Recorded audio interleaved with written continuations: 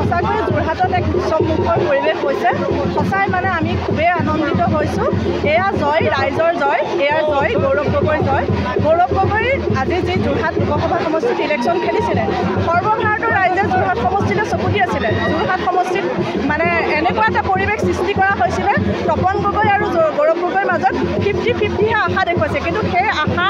এটা মানে আমাক এনেকুৱা এটা সুন্দৰ ফলাফল যোৰহাটবাসী ৰাইজে যোৰহাট লোকসভা সমষ্টিৰ ৰাইজে আমাৰ গালে কঢ়িয়াই আনিলে যিটো আমি কল্পনাতীত আছিলে এতিয়ালৈকে আমি গম পোৱা মতে 1,25,000ৰো ওপৰত গৌৰৱ গগৈয়ে ভোট লাভ কৰিছে আৰু লিড লৈ আছে আৰু কেইবাটাও ৰাউণ্ড ইতিমধ্যে ভোট খাবলৈ আছে ৰাইজে এজন সুদক্ষ নেতা এজন সুদক্ষ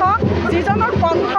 ভাৰতবৰ্ষৰ কণ্ঠ অসমৰ কণ্ঠ আজি সেই কণ্ঠক যোৰহাটবাসী ৰাইজে আগবঢ়াই দি যোৰহাটৰ যি সন্মান যোৰহাটৰ সাংস্কৃতিক নগৰী যোৰহাটৰ যিটো গৌৰৱ সেই গৌৰৱ আজি গৌৰৱ গগৈৰ ক্ষেত্ৰত প্ৰতিফলিত হৈছে আজি আমি কংগ্ৰেছ কৰ্মীসকল আজি মিত্ৰজোঁটৰ কৰ্মীসকল আজি সচেতন যোৰহাটবাসী ৰাইজ আমি কংগ্ৰেছ দলৰ কৰ্মী বুলিয়ে নহয় আজি প্ৰতিজন যোৰহাট সমষ্টিৰ বাসী যোৰহাট লোকসভা সমষ্টিৰ বাসী প্ৰতিজন সচেতন ৰাইজে আজি এই সুফল লাভ কৰি এই ফলাফল লাভ কৰি গৌৰৱান্বিত হৈছে আৰু যোৰহাটবাসীয়ে এই ফলাফলৰ যোগেদি নিজৰ যিটো সন্মান সেই সন্মান অটুট ৰাখিলে ধন্যবাদ যোৰহাটবাসী ৰাইজে ধন আৰু যে প্ৰলোভনেৰে আচলতে যোৰহাটবাসী ৰাইজৰ বিবেক কিনিব নোৱাৰে সেই কথাটো যোৰহাটবাসী ৰাইজে স্পষ্টভাৱে প্ৰমাণ কৰি দিছে আজি আমি এই তপন গগৈ ডাঙৰীয়াক আমি আহ্বান জনাইছোঁ যে তেখেত আৰু নিমাতী কন্যা হৈ শুই থাকিব নালাগে তেওঁ ঘৰতে আহি শুই থাকক আচলতে তেখেতে জাতি মাতি ভেটিৰ কথা কৈছিল কিন্তু বিগতৰ সময়বোৰত দেখিবলৈ পালোঁ তেখেত যে নিমাতী কন্যা হৈ সদনত 2016 চনৰ পৰা গৈ শুই থাকিলে গতিকে আজি বিজয় উল্লাসৰ মাজতে আমি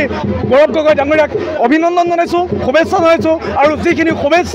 যিখিনি আচলতে সুবিধা যোৰহাটত বৰ্তমান উপলব্ধ নাই অনাগত দিনত আমি আশা কৰিছোঁ আমি যোৰহাটবাসী ৰাইজে আশা কৰিছোঁ যাতে সেই সকলোবিলাক সমস্যাৰ ক্ষেত্ৰত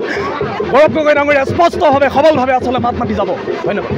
শদিয়াৰ পৰা ধুবুৰীলৈ বৰাকৰ পৰা ব্ৰহ্মপুত্ৰলৈ সকলোৰে মাজত চিনাকি এটা নাম প্ৰাতঃ টাইম থলুৱা ভাষা কৃষ্টি আৰু সত্য বাতৰিৰ আধাৰত প্ৰতিষ্ঠিত খবৰ প্ৰাতঃ টাইমৰ প্ৰতিটো বা বাতৰি পুংখানুপুংখভাৱে চাবলৈ Facebook YouTube website Twitter Instagram আৰু ব্লগাৰ পেজত লাইক আৰু ফ'ল' কৰক